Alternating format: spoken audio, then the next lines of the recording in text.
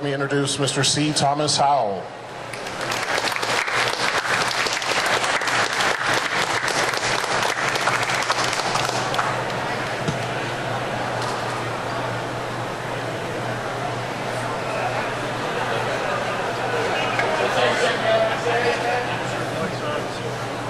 Hey guys.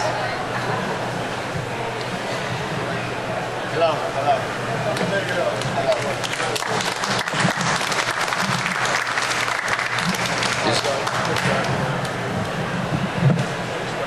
You're gonna make me hold it.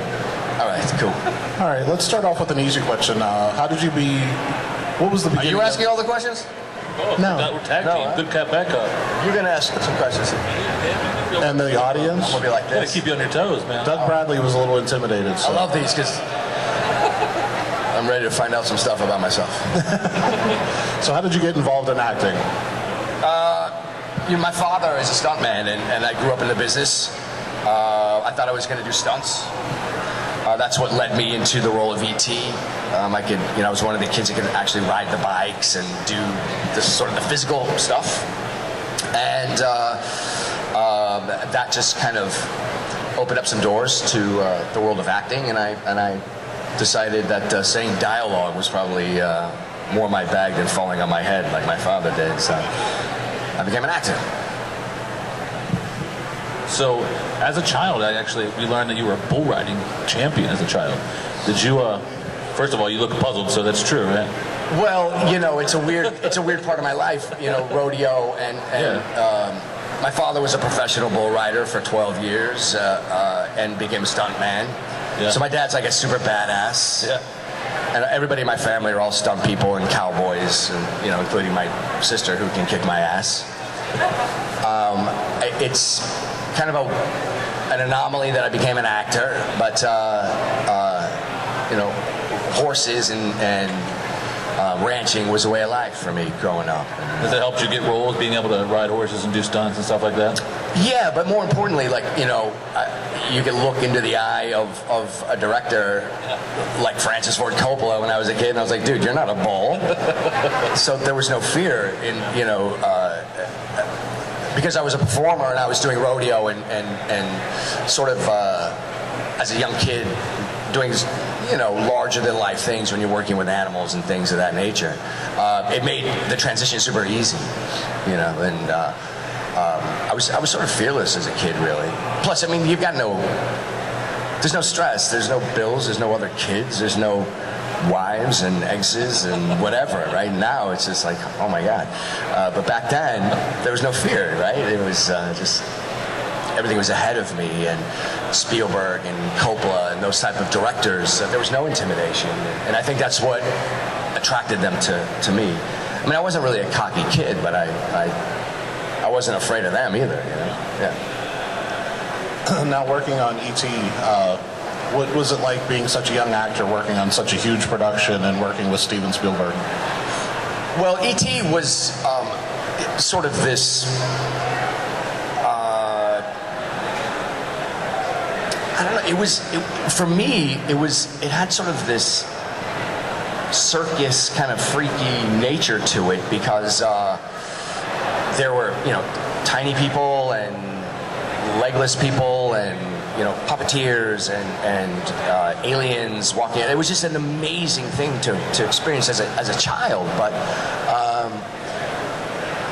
Spielberg has this knack of really creating a comfortable environment for the people that he works with, and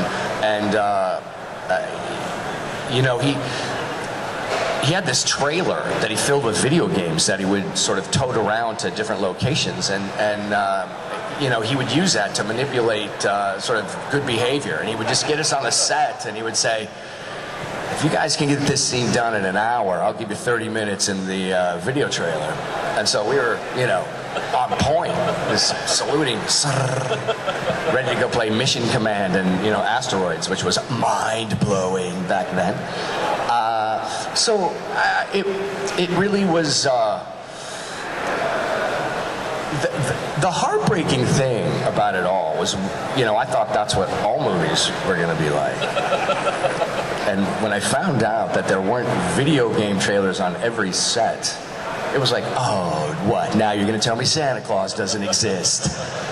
It was heartbreaking, man. Yeah. But just in case you're wondering, there aren't video games on every set. There will be on mine, though. Yeah. So, for outsiders, doing research, I read that the audition process was a little bit different than what you usually experience. Well, The Outsiders, and you can see it all online. You should check it out if you're a fan of the film. But you know, it's in the, I think the other version. There's like an entire box set that came out a couple years ago. I think they cut in some scenes that were missing in the original. Music's a little different, but. It was interesting because, you know, I mean, such a character-driven piece and iconic characters, really. And I think, again, that was something that I wasn't really aware of when I was 14. But basically, it was a very unusual circumstance because he brought together the entire sort of anybody that was under 20 tried out for that. I mean, people today, I mean, the list goes on and on and on with, you know, Robert Downey Jr. and you know, Mickey Rourke and Dennis Quaid, Val Kilmer. It just goes on and on and on. And there's so many people tried out for this thing and mixed, you know, they all played different roles. And I ended up going to about 4 or 5 different cities over a 3-4 month period until our final stop was New York. And Emilio Estevez, myself, Tom, and Rob all went to New York, where we hooked up with Diane, Matt, and Ralph. And by the time we got to New York, that core group of Tom and I and Rob, I don't think Patrick went. But we kind of there was a knowing that we had, we without having the roles, like. You know, occasionally somebody else would read for Pony Boy, and just like the entire room knew it was wrong, you know, and it just felt like, well, you know, I was going through a process myself, but I was just the character, I was it, you know, and so working with the guys, traveling with the guys, by the time we ended up in Tulsa, where we shot the film, we had developed so many experiences, and we knew each other really well.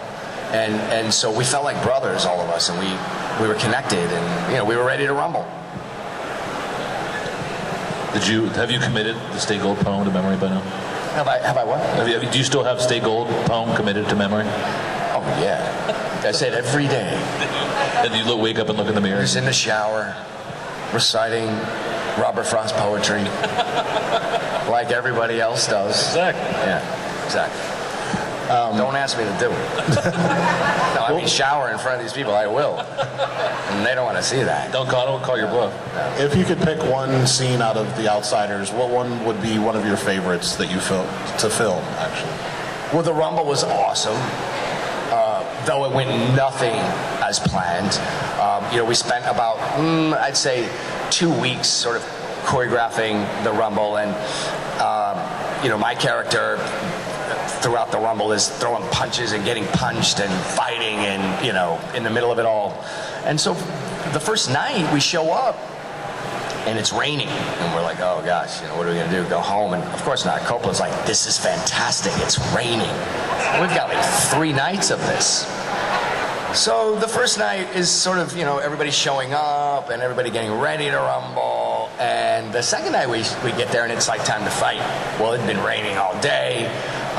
And now we get there and the fire department's there and you got all the rain guns and the rain hoses and it's like not gonna be a fun time for Tommy. So we square up. You know, there's never warm water in those situations, so you're freezing balls. And they're spraying you down. Everybody else is in parkas and rain gear, and I'm in a t-shirt, soaking wet. And if you look or watch The Outsiders again, you'll see the first punch thrown was from a friend of mine, stunt guy that I grew up with. As I told you, I was doing stunts as a younger kid, and this guy's name was Reed Rondell, comes from the Rondell legacy of stunts.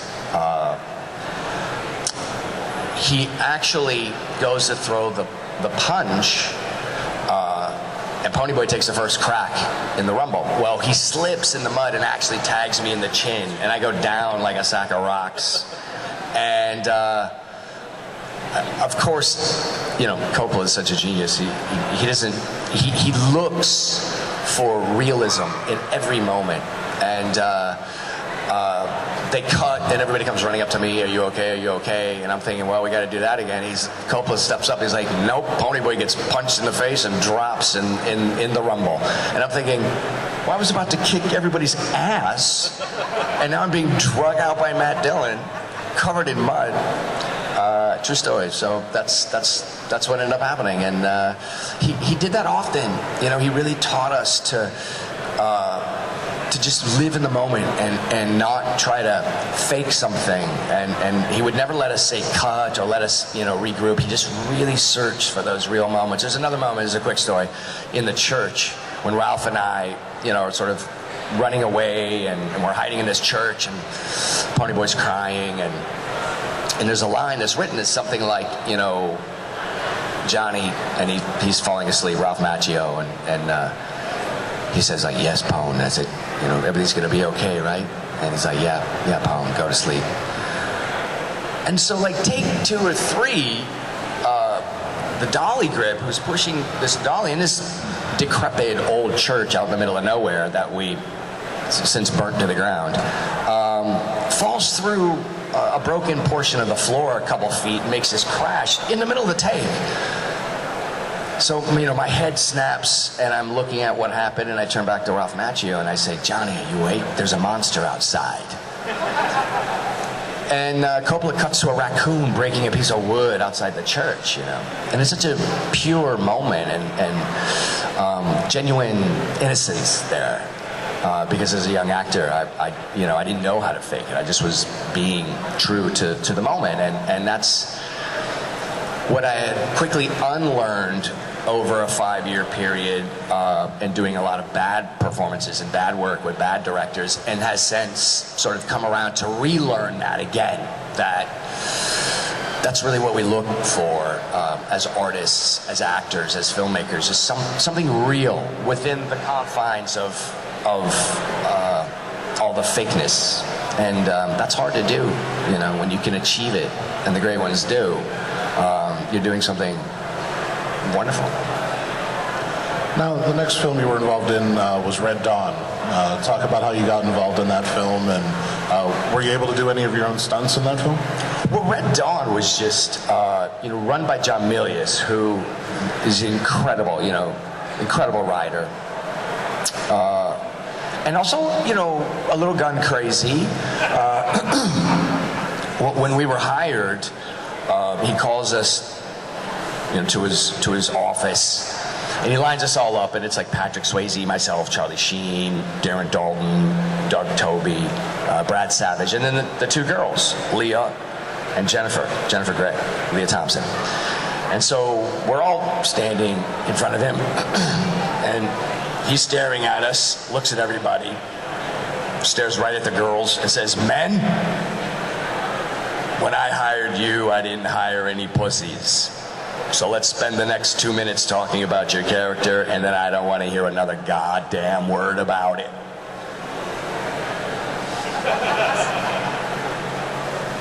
All right.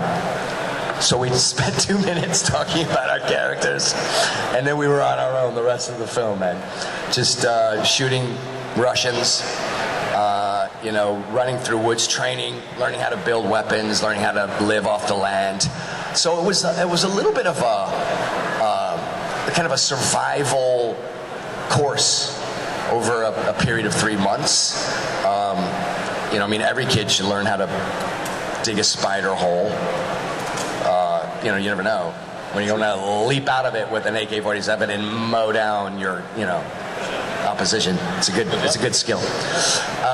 But that was the energy of that whole movie. It was, similar to these kids in the story being forced out into the mountains and basically learning how to survive, kill or be killed. The hunted become the hunters. It was like that in sort of on the set. It had that same feel, which was awesome. It was a great experience. One of my favorites. Freezing cold, like 20 below zero at times when we were up there on Johnson's Mesa, all wanting to quit. And Milius is just out there, this is amazing. This is fantastic. You're gonna drink the deer blood over here. It's gonna be awesome. He's a freak, but I love him, man. So you mentioned Patrick Swayze just now. You worked with him a couple times. What was he like to work with, and do you have any cool memories? I did 3 films with Patrick. Amazing guy. You know, Patrick is a. You know, he didn't stray too far from himself. Like when you watch all of his performances, there's something. You know, when you watch his work, that's really who he is. You know, Patrick was a lot of heart. Very generous guy, extremely gifted physically, and one of those guys that was just such a pain in the ass. This could do everything better than everybody. You know, you could be like, oh, I started butterfly collecting and catching. It was like, yeah, I went to the Olympics in butterfly catching in '85. Like, what? Insane how annoying he was. You know, you couldn't dance or play the guitar or anything without him. I could do that better than you. I'm a dancer. He's like, really? You're a dancer? Yeah, watch. I'll have a #1 hit film called Dirty Dancing. Okay. Oh, you're a singer? Yeah, I'm going to play the guitar and I have a #1 hit song singing too. Just going to get in your ear and drive you mad. Okay. Thanks. The guy was unbelievably talented. Amazing guy.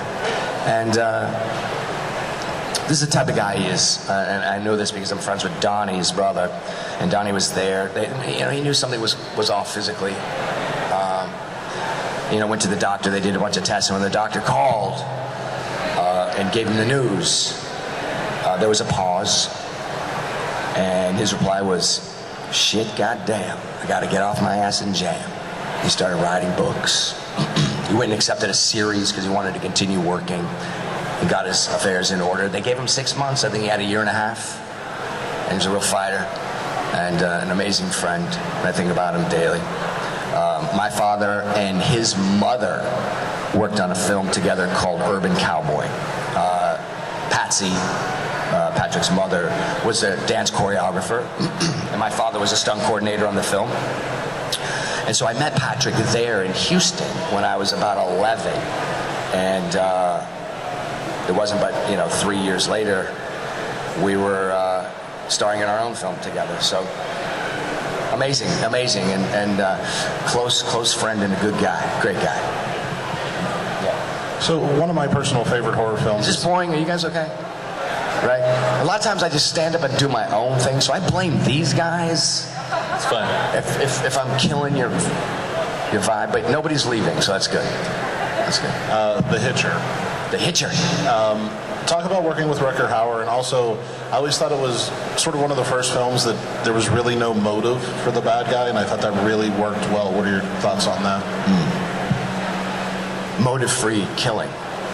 It's the best kind of killing, really. Yeah, because it's easiest to get away with. Well, that's what I'm saying. You kill somebody you're mad at, they can point at you. Just kill somebody you don't know. It's just fun. Weird. Well, the movie was actually written by Eric Red, who was on a cross-country trip. Like he was actually doing what Jim Halsey, my character, did, which was he was delivering a car from like Chicago to LA, and he was listening to the Doors' "Riders on the Storm." And he created the character John Ryder, Rutger Hauer's character, and Murder on the Road.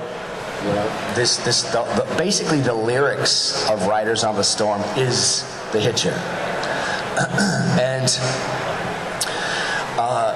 that was the first time for me. I had done some other movies. I think I did Secret Admirer, and I did Grandview and Red Dawn, and I did some movies that. I hadn't really put on my shoulders and carried. This was the first opportunity, and I had some, like my agents didn't really think I should do the movie.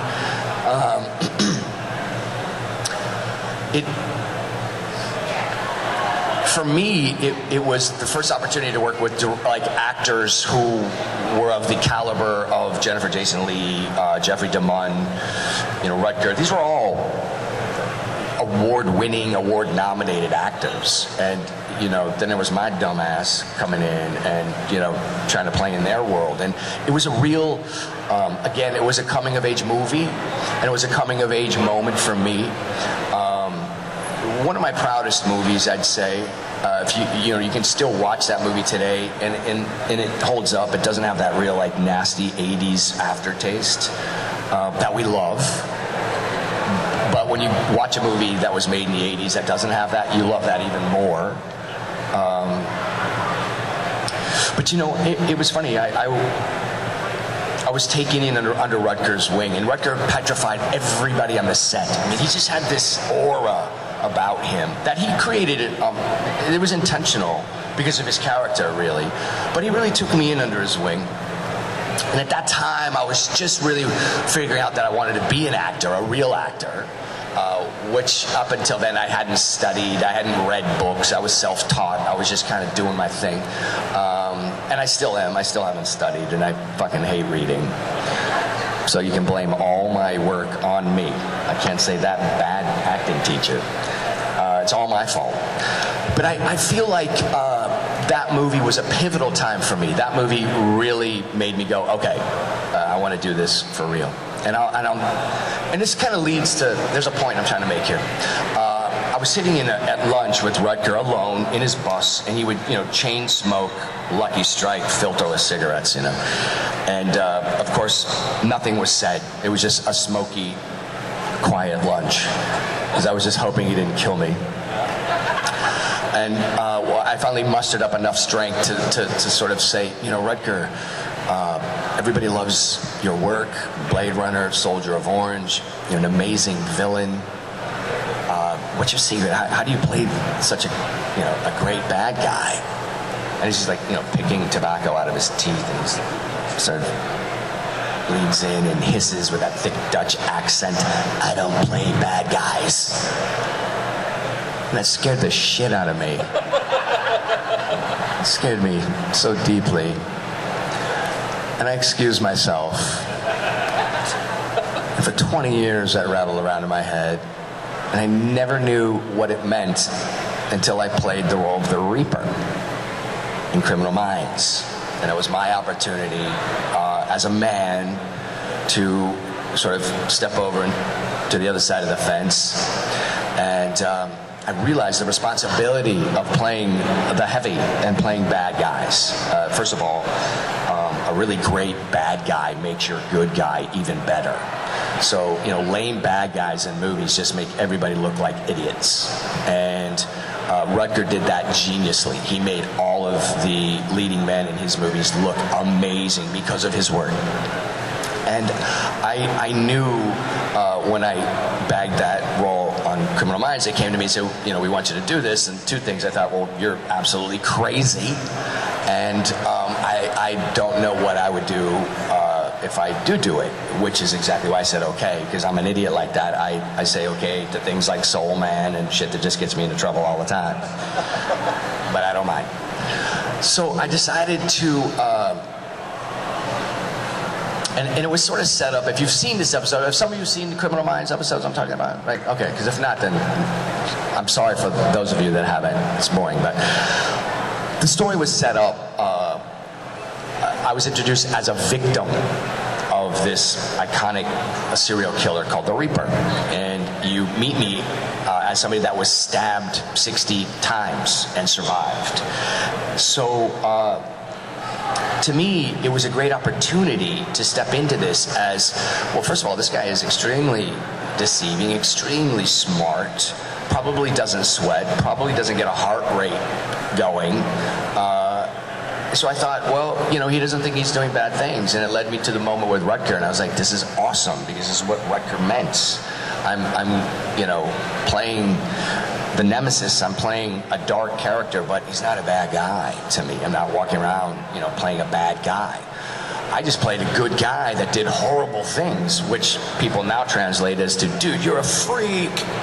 But if you really watch that stuff, I'm not doing anything. I'm just really present and committed to the moment. And I don't really get a upset. I don't get anxious when he's killing somebody. There's not a real change in character, and that's what affected people. And that came from my moment with Rutger in the bus. So that was a long way to get to that, but that's... Anyway, what the hell are you guys doing tonight? I'm a big fan of all of you, by the way. Everybody's been so cool here. So you mentioned Soul Man. Are we going to talk about that now? We're going to. Are you going down through every freaking movie in my career? Let's skip a couple. You want to skip Soul Man? I don't know. We can talk about that. I was just curious, even though it's a comedy, do you think a movie like that could be made today? A lot of people say that. And, you know, I just was the guy that said, you know, of course not. And that's why we would do it. You don't.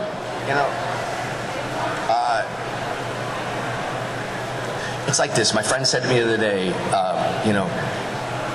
oh, Tommy, you're so funny. You just say all the right things at the right time. I said, no, that's not why I'm funny. I said, I'm funny because I say the wrong things at the right time. That's where good comedy comes in, man. You know, you say the right thing at the right time. It's stupid, man. Everybody's like, well, okay, you're kind of funny and on the nose and boring. When you say the wrong thing at the right time, everybody's like, oh my God, I can't believe you said that. Same thing with Soul Man. Like, you know, of course we couldn't make that. And there wouldn't be a studio that would make it. But that's exactly why it should be done without C. Thomas Howell. Yes. The sequel has to have you. I don't know. It was more of a sitting in the chair for 3 hours a day. Getting made, you know, I don't think at this point anything could wreck my career. I've tested that thoroughly. So it wouldn't be that kind of thing for me, but it wouldn't be. I would not do it because I'd be afraid it would wreck my career. But I just don't know if I have the patience anymore to go through that. Plus, I just want to do good work, and I love comedy. Comedy's awesome, but comedy is it's a unless you have incredible writers and great co-workers, comedy's a death trap. Yeah, it's hard. Even the best fail a lot. It's like being a Major League Baseball player, you know, 3 out of 10 jokes work and you're a superstar. And it's hard, really difficult. So one last film of yours from us, and then we'll take it to the audience. You were in Gettysburg. Gettysburg? Yeah. Yeah. Talk about your prep for that role, working on it, the scale of the film, and the historical importance of it as well. Well, whenever you're doing any sort of historical pieces or anything that you can scrutinize or be scrutinized for, there's a different kind of a responsibility that you have. But that being said, you know, thank God for the internet, because there's a ton of information available for characters like, you know, Tom Chamberlain, Joshua Chamberlain, played by Jeff Daniels, who was amazing. But there's you know, all the other people involved that put their lives into these type of things, the historians, the reenactors, the people that live it, that, you know, share stories with you, that make going to work on something like that such a pleasure, such an absolute pleasure. And you're wearing the costume and you're sitting on a horse and you're looking out at, you know, 1,500 infantry and you're thinking, holy, this is unbelievable. And it truly was one of the most amazing experiences of my life, man. It was such an honor to be able to, you know, represent myself, do something that, you know, is screened in history classes in many universities. And, you know, that book, it was based on Killer Angels, Shara's book, which is an amazing book. But historically, there might be a couple of things in it that could be challenged, but it's pretty dead on. And when you watch that, you know that every historian hired on the set was constantly combing through everything to make sure that we did everything right. And you know, that time was such an amazing time, and I was really happy to work with that core group and be a part of 26 Main. It was awesome. And I read that it's the only time that reenactors were ever allowed to step foot on the actual battlefields? Well, yeah, we shot it on the actual battlefields, and of course, you know, it's kind of tricky because there's giant monuments there and stuff. But we went to Little Round Top. We were at those actual locations, and it's never been done before or since. So, you know, we were. It was like hallowed ground, sacred. You know, we really took care of where we were because we didn't want to, you know, damage or destroy anything. And but we were also so pleased to be shooting where it really took place. You know, there was a real paranormal feeling about it. You just, the hair stood up on the back of your neck, and you know, you're over in Devil's Den and parts of where these battles took place, and you just, you know, your imagination runs wild, and it's an incredible feeling. Amazing, yeah. Very cool. So do we have any questions from the audience?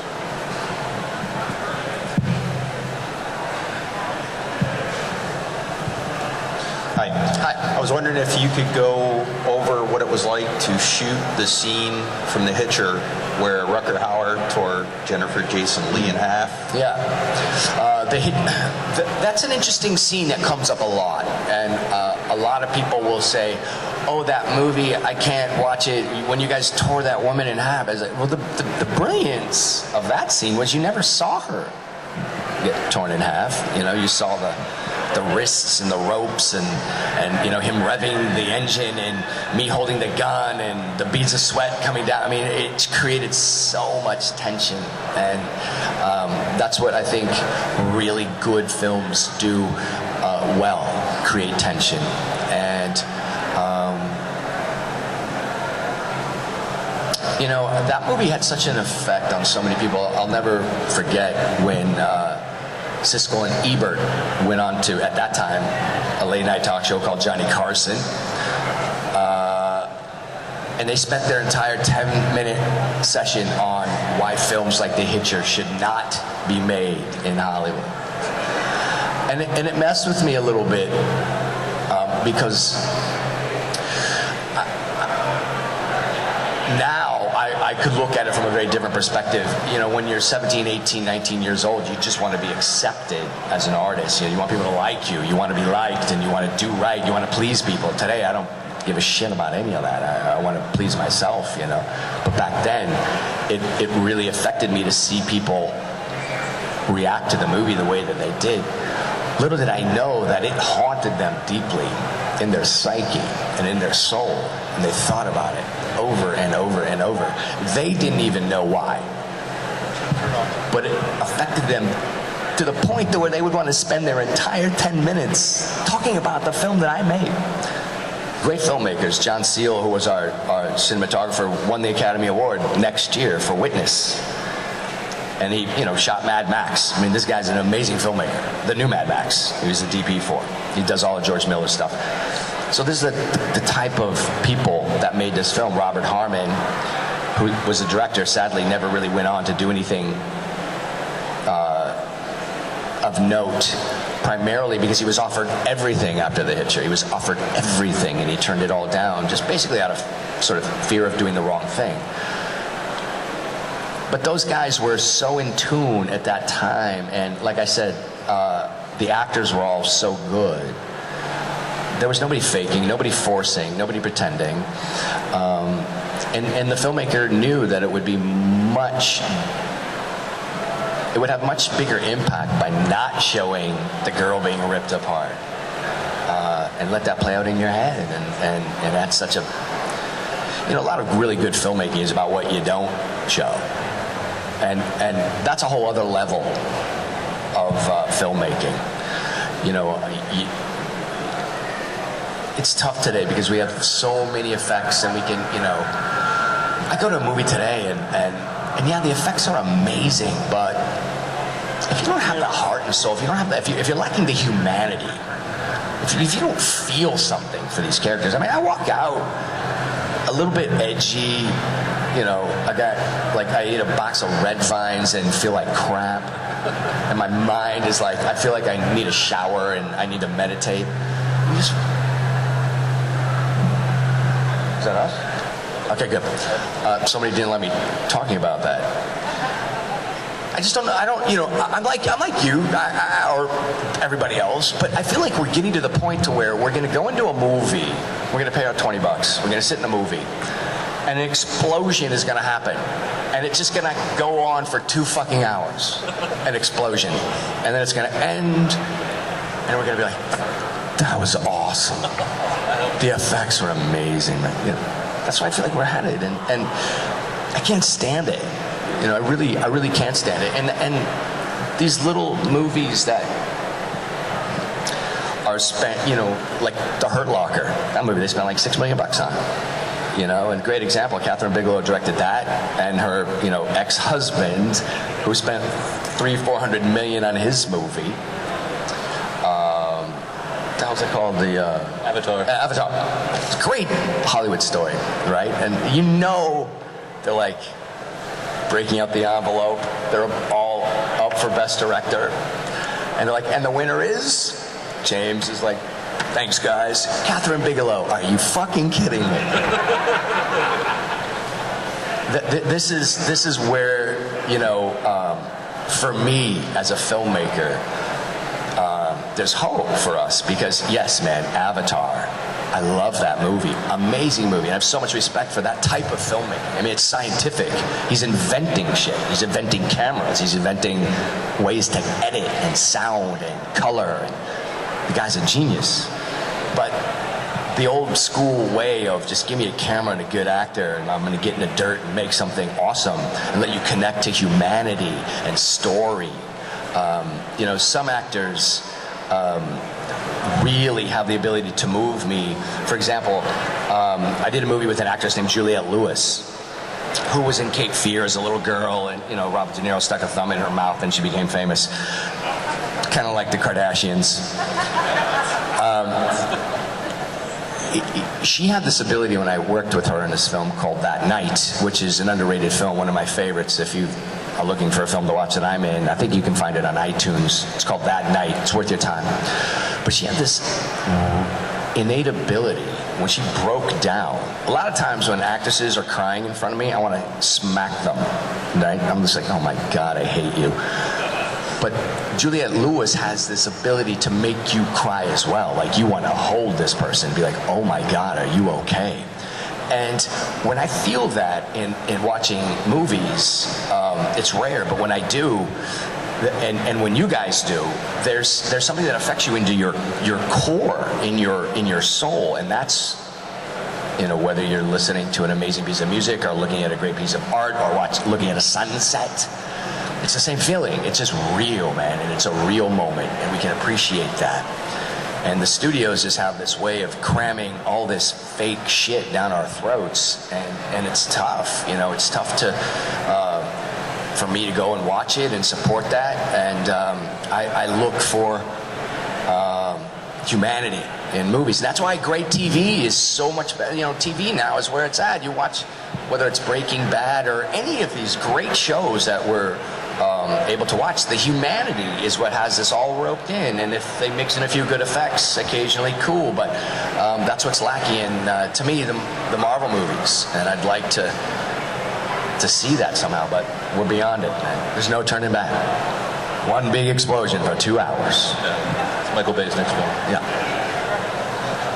Should I get these answers shorter? How much longer? How much longer do we have? You guys got stuff to do? It's 15 minutes? All right. So when I was in high school, I found out that Outsiders was written by, the author wrote it when she was only 16. Yeah. And even to this day, I still occasionally joke with my friends. I'm like, so this person wrote Outsiders when she was 16. What the hell are we doing with our lives? Yeah. Right? Yeah, so, we're all epic failures compared to S.E. Hinton. Right. I was wondering when. And that book sold 7 million copies last year alone. Right. So she's not hurting. Right. So when you were working on Outsiders, did that thought ever occur to you? Just like, what the hell am I doing with myself? No, you know, again, at the ripe age of 15, you know, I was more concerned about, you know, beating the rest of the cast to the catering truck so I could raid the cereal boxes before they did. You know, that's the type of thinking. You know, I wasn't impressed by Coppola or S.E. Hinton, they were just either cool people or not cool people, you know, and that's kind of how I am today.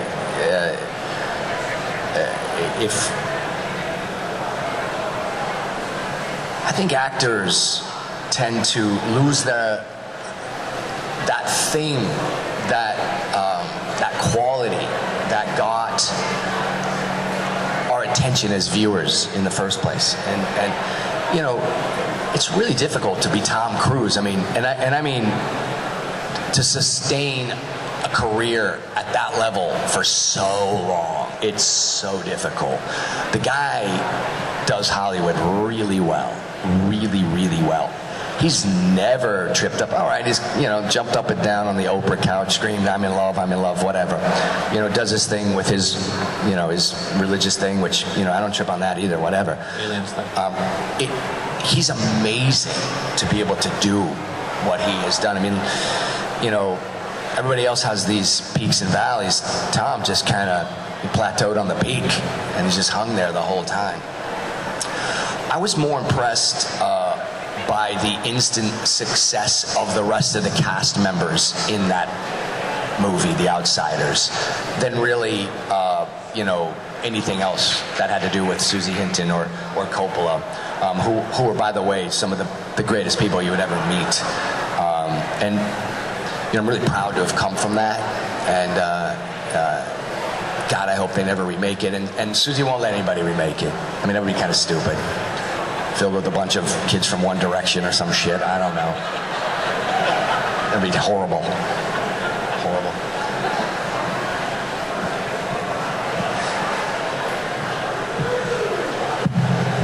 Hi, Thomas. I have a question.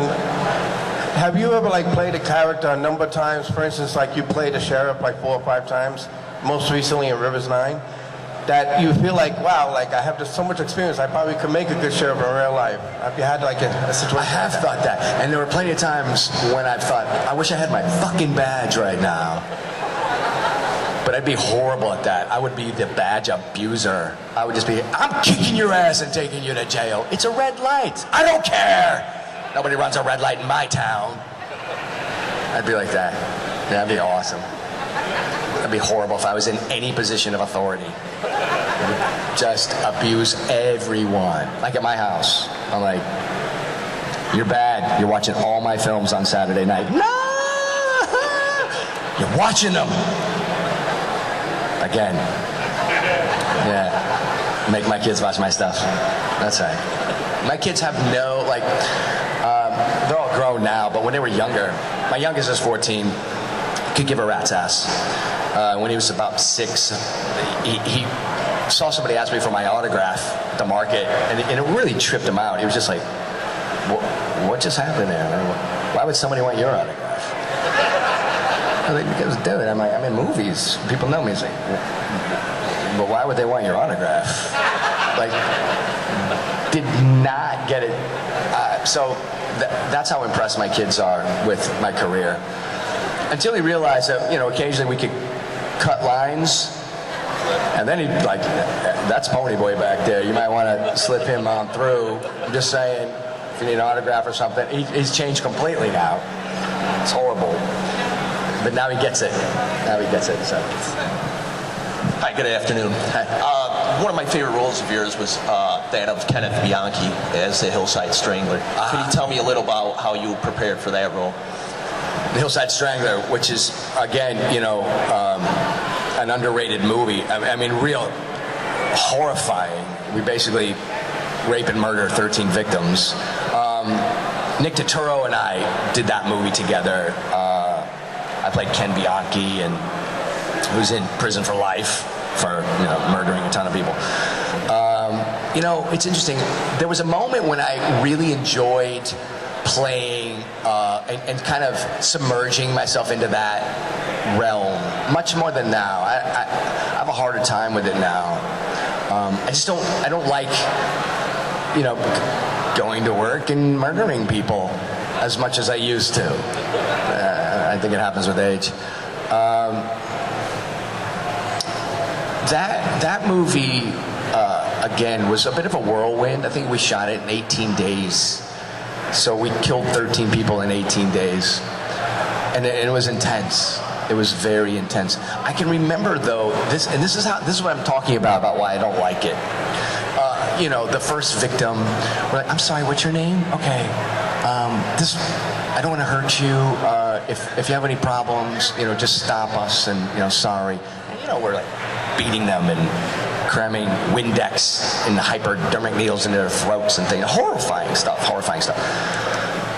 So the first victim, like, okay, are you okay? The second victim, you know, is she all right? Just make sure she's all right. The third victim, like, fucking drag her ass out of here and get her out of here. It escalated this way, and you can see in real life how it can happen that way as well. You know, you see how these freaks get into this, and it goes dark and sideways fast. And there was a moment when I would sort of challenge myself to, you know, jump into the rabbit hole and check that world out, and it has an effect. You know, I at the time, when, you know, I was shooting in LA. I live in LA, so I was going back home. And the first 3 or 4 nights, I was going back home, and I'd see my wife and my kids, and they'd be like, "Hey, Dad, how's work?" And I'm like, I just fucking hacked up a little girl and put her in a trunk, you know. It was an awkward thing. It was weird, you know, and so I stopped killing people. And I'm feeling better about myself now. Yeah. Anybody else with a question? Projects that I'm currently working on? Okay, I'll tell you the project that I'm doing that will be announced next week. So don't post this shit, because I'll get in a lot of trouble. But I'm doing a new movie with Woody Harrelson that Rob Reiner's directing called LBJ. And I'm playing Walter Jenkins, which is LBJ's first aide. And I'm stoked about it. It's with Melissa Leo, Richard Jenkins, a ton of amazing actors. But they're making the big announcement up in Toronto at the film festival, which I think is this coming week. And I start shooting on the 24th. And it's just epic and awesome, and I'm so happy to be going. And if you guys print any of this, I won't have a job, and I'll come back and I'll find you, and I'll go back to my killing stage. So don't make me do that. Yeah, that's about it, man. I've enjoyed talking to you guys, man. You guys, thank you for being patient and cool and coming. And, you know, for me, when I come to an event like this, you know, there's a lot of people that come here and they need money. Listen, who doesn't need money? We have kids, right? But I'm a working actor, and I'm really blessed. And I come to connect with you guys and to hug it out and to talk about things that we did when we were 14 and talk about things we're doing when we're 48. So, you know, I just want to let you know that there are some of us that do enjoy the connection.